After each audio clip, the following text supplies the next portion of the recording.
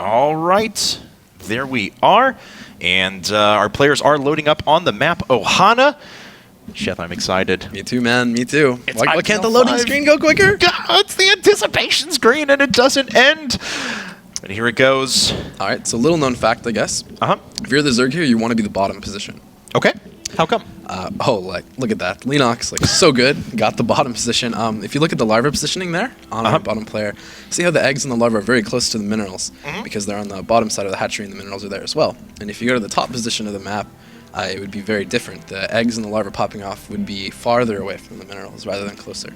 Yeah, that's actually an issue that's been talked about quite a bit in this game as to why hatcheries don't, I guess, adapt to where you're actually at on the map. If you're at a side position, they should spawn off to the right-hand side, something like that, you know, just to make it equitable. In any case, here we are, ladies and gentlemen, down at the bottom right-hand corner of the map Ohana, we have our blue Zerg player from the team Effic, so the one and only Leenock. His opponent here in the upper left-hand corner is our red Terran player from Quantic Gaming. It is Apocalypse, or as Doa called him for a long time, the Quantapocalypse, or the Quantapocasaur. So. I was wondering if you were going to pronounce all the L's on the account he's using. Yes, that's... We have the famed barcode player, and you're talking about wanting to put pressure on your opponent right away. Man, Leenock.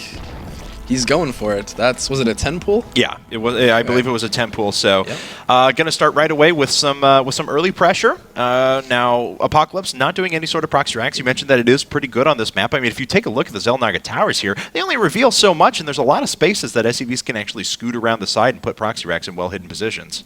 Very true. This is really cool. I like this from Leenock because it's probably going to put him a little bit behind because of the way Apocalypse is doing it. As long as he finishes that wall and doesn't get caught outside for some reason, it's going to put Apocalypse a little bit ahead just because of the nature of a 10 pool. But still from Leenock, just to be threatening this, to say, I don't want you to, the whole point of this is really just saying, I don't want you to command center first versus me ever.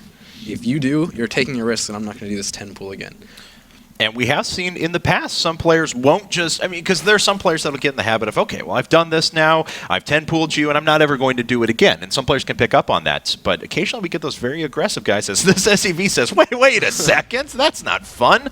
And they will actually just go back and never, or they will actually go ahead and 10-pool again and again and again. Quantic Apocalypse is going to throw down a second Rex now. Yeah, and Apocalypse actually didn't, it was actually a big error to have the SCV die there.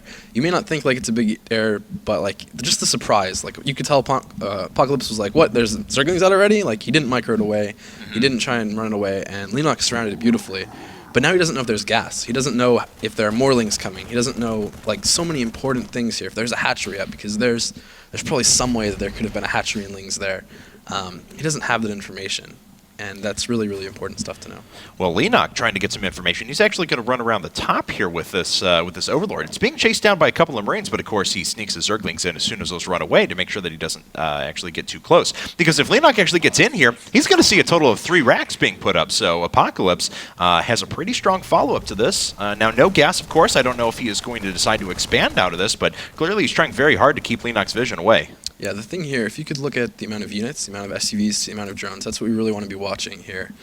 17 versus 17 in a mule. So right now the Terran, this is kind of the little advantage I was talking about, where you might think it's even 17 versus 17, but a mule is around 3 or something around there, especially in this early game SCVs. The hatchery there is going to let Leenock build up, and the way that Apocalypse could have kept equal on economy was with another command center here. The reason that he went 3 racks is he wants to put some pressure on before he does that, and he wants to feel really safe. Because Leenock's been known to do something like a speed all-in off of a 10 pool. That's such a not seen build, but Leenock would do it. He could do it, and Apocalypse will be safe from it.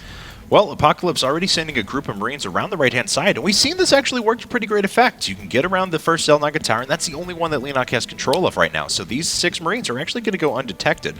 Oh, it's beautiful. He's showing Marines in the front, so Leenock thinks, okay, I have time. There's only these Marines right here, and that's kind of the cool thing with this. Now he's going to see it with those other lings running to the tower, and it's going to be quite a surprise. Yeah, so how is he going to prepare for this? He doesn't have a whole lot of lings back at home, but he sends them to the back, nice safe position, bringing his 2 queens up to the front too. So he has a little bit more damage here up at the front. First queen actually getting pretty low. Only 1 ling has fallen though, and so far Leenock has done a pretty good job defending this, but he's forced to make 10 lings at a time and loses a critical overlord supply blocking him at the worst possible point. Yeah, this is kind of the point now where Terran needs to say, okay, I've caused him to make a whole bunch of stuff. I need to at least not go on creep, not go too far into the Zerg's territory, and that's what he's doing. Really nicely played. I would have liked to have seen him stop making so many Marines at some point. He's still bringing them. It almost shows like he wants to keep going. And I guess that's just a really cool way to do it, because Marines kind of snowball, where 3 Marines against 5 Zerglings, not that big of a deal. Like, it's 2 difference. But if you take something like 10 Marines against 12 Zerglings, it's a huge difference. Like, the micro we can see here against these Lings is going to be pretty sick, I think. Yeah, and so far he's not really taken any damage whatsoever. The Overlord's rallied up to the front and getting picked off very quickly, so this is a lot of damage that can be done by Apocalypse. Leenock forced to transfuse up his Queens a bit, waste his energy there, but he is losing quite a bit of stuff. Oh yeah, I was horribly wrong, man. Keep those Marines coming. This is it. All right, beautiful. 2 Queens down, 3 Queens down. That's it. GG. Quantic Apocalypse takes game number 1 against that 10 pool from Leenock. What a way to start this match. Oh yeah, early pressure.